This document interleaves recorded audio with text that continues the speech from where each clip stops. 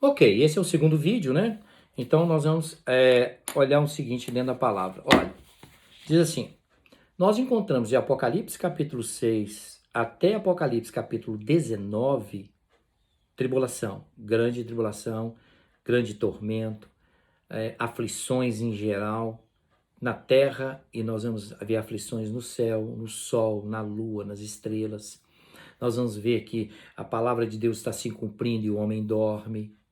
Então veja bem, para que você possa posicionar, nós vemos o seguinte, eu vou falar depois dos primeiro, segundo, terceiro, quarto e quinto selo, mas eu vou iniciar essa palavra em cima do sexto selo, que é Apocalipse capítulo 6, versículo 12.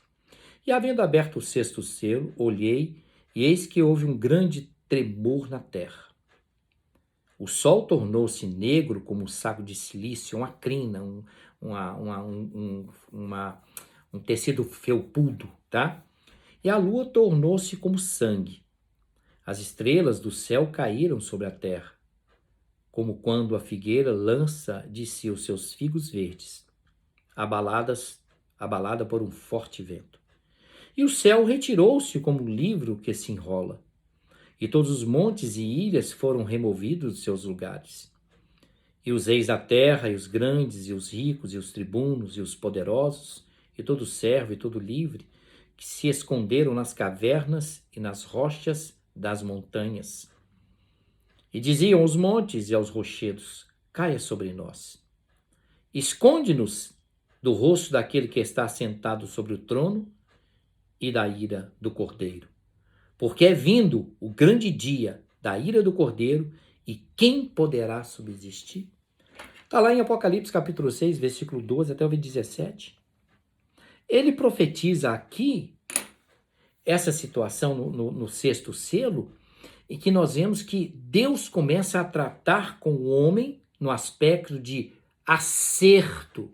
Ainda não é o julgamento final. Quando a gente fala de julgamento final, Apocalipse 21 e 22, lá, 20, 21 e 22, os livros, abriu-se os livros, esses livros que serão abertos os livros que foram escritos, tudo que o homem fez. Agora, aquele julgamento não é para trazer o homem absolvição ou condenação, é para decretar sentença. Ali já é para decretar sentença. Aí vem alguns dizem, né, que no julgamento final todos vão passar diante do julgamento final. Não, não vai não, não vai não. A igreja não vai passar o julgamento final. Vou provar dentro da palavra para vocês. Veja bem, quando chegar diante do trono branco, muitos dizem por aí, especialmente os pentecostais e algumas outras linhas religiosas, né, pensamentos religiosos, ideologias religiosas, que no trono grande, o trono vai estar Deus sentado, à direita de Deus vai estar Jesus e à esquerda vai estar o diabo. O diabo acusa, Jesus defende, Deus absolve. Ali é de condenação. O diabo nem vai estar ali. Eu vou te mostrar dentro da Bíblia que nem ali ele vai estar no inferno. Que ele já foi condenado. Ele já foi determinada a sua sentença e já está lá, junto com o anticristo e a besta, já foi lançado ali. Esse trono branco é para condenação. Ele é para juízo final, decretar sentença, morte. Por quê? Porque a Bíblia diz assim: ide por todo mundo, pregar o evangelho a toda criatura. Aquele que crer e for batizado será salvo. E aquele que não crê já está condenado. O homem está sendo julgado pelas suas atrocidades e por ele não ter crido, não ter acreditado naquilo que Jesus veio fazer à terra, dando para ele a condição de reconciliação com o Pai, levando ao homem a palavra dizendo: eu sou o caminho, eu sou a verdade, eu sou a vida. Ninguém vai ao Pai senão por mim. Então, na abertura do sexto selo, inicia isso. Então, veja bem. Mas adiante veremos os selos um a um. Eu disse o sexto selo porque esse sexto selo, que eu frisei ele, a igreja não está aqui mais não. A igreja não vai estar aqui mais não. A igreja não passa sobre a ira do Cordeiro, não. Quando você dá uma observada dentro da palavra, diz assim: peraí, estão me ensinando errado, estão embasando em Mateus 24, vão passar. Tem gente que quer passar a grande tribulação aí de qualquer maneira. Tem gente que não negocia. Eu quero passar a grande tribulação. Meu amigo, boa sorte para você. Prepara o lombo. Boa sorte para você. Deus vai dar um jeitinho de livrar a gente. Olha, mano, então você acerte-se com Deus. Eu não quero passar, não. Eu não quero passar, não, porque a coisa vai ficar feia. A coisa vai ficar muito, muito feia, tá? Então veja bem, quanto tempo vai durar essa grande tribulação, esse momento de tempo? Quando você fala de tempo, cronologicamente falando, você não tem uma afirmação bíblica dizendo o seguinte, vai ser 3 anos e meio literais, 3 anos e meio finais, 7 anos, fechou. Não, não. A Bíblia diz um dia para Deus como 1000 anos como um dia. Então não existe a parte cronológica, eu estou falando de tempo de tribulação escatológico, acontecimentos, ok? Então vejam bem, quanto tempo vai durar essa grande tribulação? Olha, pois bem, vejam a tribulação, né? A igreja já vem enfrentando desde a sua formação. Tribulação a igreja já vem enfrentando. Nós vemos ali os mártires, né, nas arenas sendo queimados, sendo decapitados, sendo, olha, jogados no meio de feras, vestidos como animais, jogando cães. Nós vemos pessoas sendo, olha, perseguidas, até ali naquela parte de Constantino, que teve aquela visão que eu discordo de alguns dizem, que aquela visão veio de Deus, que Deus mostrou para ele. Deixa eu ver se eu acho aqui o emblema da visão que ele teve. Achei. Então veja bem, discordo dele, que o Constantino teve uma visão, e essa visão ela vem trouxe para ele, sobre esse emblema no seu escudo tu serás vencedor. E o emblema é esse aqui, ó. Um P e um X, alfa ômega. Sobre isso vencerás. Venceu mesmo, mas o que ele trouxe para a igreja de prejuízo, o que ele trouxe que a igreja se envolveu em Constantinopla com o Estado, que a igreja, a religião oficial do Estado passou a ser a religião cristã, a religião pagã foi perseguida, os pagãos que estavam sendo perseguidos correram para dentro da igreja, marginais, assassinos, homens maus, homens sem moral, correram tudo para a igreja aceitando todo mundo, aleluia, converteu, é o que está acontecendo hoje também aí, tem um monte de gente aí que está aceitando um monte de coisa aí, batizando um monte de gente aí, despreparado, trazendo uma confusão tremenda na cabeça das pessoas e continua no mundão, mas batizou e no tempo certo ele vai ser liberto. Não existe isso não, viu? Batismo não é para libertar ninguém. Batismo é para testemunhar que Cristo vive e reina na sua vida para que o homem possa ver que você foi transformado. Então, em Constantinopla aconteceu isso, então essa perseguição veio. Paulo encontrou os gnósticos, encontrou os judaizantes lá na Galácia. Paulo debateu contra o gnosticismo. Hoje nós debatemos com um monte de coisa aí, alguns reformados, aí, aquela confusão toda que eu não vou entrar nesse mérito, tá? Estamos falando sobre a grande tribulação. Então, em tribulação a igreja vem enfrentando há muito tempo. Há muito tempo a igreja vem enfrentando perseguição. Mas a grande tribulação será um período final de tudo que está, aí está a grande diferença que nós precisamos entender. Tribulação e grande tribulação. Que é um acontecimento final.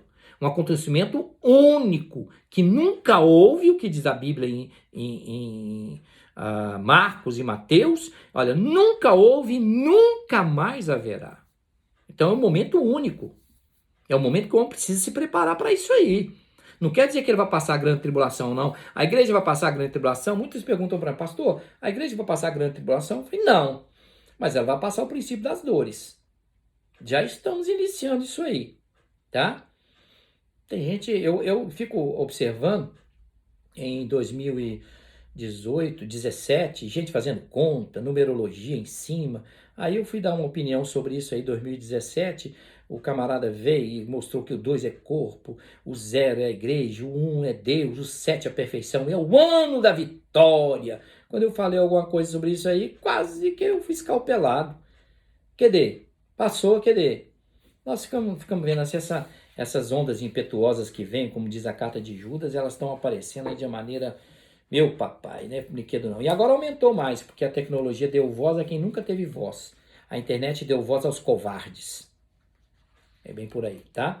Então vejam bem, desde que a igreja vem formada, a grande tribulação está passando por aí. E aí? Há muito tempo. Mas vejam bem, por que eu acredito, à luz da Bíblia, que a igreja não vai passar a grande tribulação, né, nesse final? Ela não vai enfrentar isso. Alguns querem, porque querem, repito isso, mas tem uma turma aí que está ensinando que tem que passar mesmo. Meu amigo, leia a palavra. Não pegue um texto isolado, não pegue um texto de Mateus 24, faça uma hermenêutica e uma exegese do texto, não faça uma exegese, colocando o texto que o texto não diz, faça uma exegese, tirando o texto que o texto está te dizendo, dentro de um contexto hermenêutico, bíblico, escatológico. Aí você vai entender, ok? Então vejam bem, por que eu acredito pela palavra que não vai passar a grande tribulação? Vamos lá em 2 Tessalonicenses capítulo 2, versículo 6. Agora vós sabeis o que o detém, para que o seu próprio tempo seja manifestado. O escritor aos Tessalonicenses, ele diz assim, olha, vocês estão sabendo o que está detendo. O que está detendo o anticristo manifestar? Por que as pessoas estão pegando aquela autoridade lá, né, na região lá da Itália e tal, pegando aquilo ali como a grande besta, o grande falso profeta, e alguns da religião deles também. E falso profeta, grande besta, aquela coisa toda. Por quê? Porque tem um que o detém, que segura, porque a igreja ainda está sobre a terra. Tá? Versículo 7 de 2 Tessalonicenses capítulo 2. Porque já um mistério da injustiça opera. Nós estamos vendo isso. Tá? Nós estamos vendo isso. Somente há um que agora resiste até que do meio seja tirado. Algumas traduções dizem assim, até que do meio seja encostado. Eu gosto da Almeida Corrigida Fiel, que diz assim, seja tirado, até que do meio seja tirado. Mas o que é isto? Esse que o detém, que está sobre a igreja, está sobre a minha, sobre a sua vida, que é o Espírito Santo. Diz assim, olha, e então será revelado o iníquo. Por quê? Porque o anticristo não pode manifestar com o Espírito Santo na terra. Não pode. Vamos ler na Bíblia. Jesus assunto aos céus. Atos capítulo 1. Sobe aos céus. Não te deixarei órfãos, já profetizado. Enviarei o Espírito Santo que há de vir sobre vós. Jesus foi, o Espírito veio. Vamos ler na Bíblia para você entender na área de... não quero falar de cronologia. Bíblia, 66 livros. Gênesis a Malaquias. Na judaica é de Gênesis até 2 Crônicas. Mas vamos na nossa Almeida corrigida, né? Fiel. Diz assim, olha, de Gênesis a Malaquias, de Mateus a Atos capítulo 1, de Atos capítulo 2 até Apocalipse capítulo 5 e 6, de Apocalipse capítulo 5 e 6 até o final. Essa é a parte da divisão da Bíblia escatologicamente falando. Por quê? De Gênesis até Malaquias, nós vemos Deus abençoando, Deus operando, Deus ministrando, o Pai fazendo todas as coisas. O Espírito estava presente? Sim, na vida dos profetas, na vida dos reis, na vida dos sacerdotes. Mas quem determinava todas as coisas era o Espírito Santo, tá? Quando vem a palavra em Mateus, a partir do Evangelho de Mateus, que é Mateus, Marcos e Lucas e João, 3 sinóticos e um universal, Jesus vem agora no seu ministério terreno e o Espírito Santo está sobre Jesus? Sim, desceu sobre ele no batismo de João. Mas o Espírito Santo está agindo? Não, ele age na vida de Jesus e Jesus está dando todas as coordenadas, a direção e o ensino. Quando Jesus sobe aos céus, em Atos capítulo 1, diz assim, varões galileus, para quem que ele estava dizendo? Varões gentílicos, ele não disse isso, varões galileus, hebreus, judeu. Esse Jesus que você está vendo ir, ele há de vir, para que da mesma forma que o vistes ir. Então a profecia que foi dada ali, da maneira que Jesus estava subindo, da maneira que Jesus vai voltar, vai ser para o povo judeu. Eu quero que você separe duas coisas, volta de Jesus e arrebatamento, tá?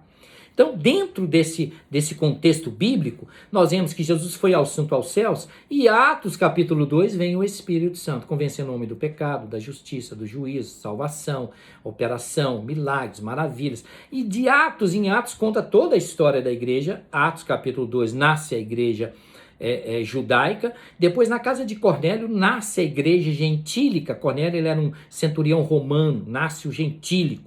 Dali para frente, o Espírito Santo vai agindo, mostrando, tá até hoje.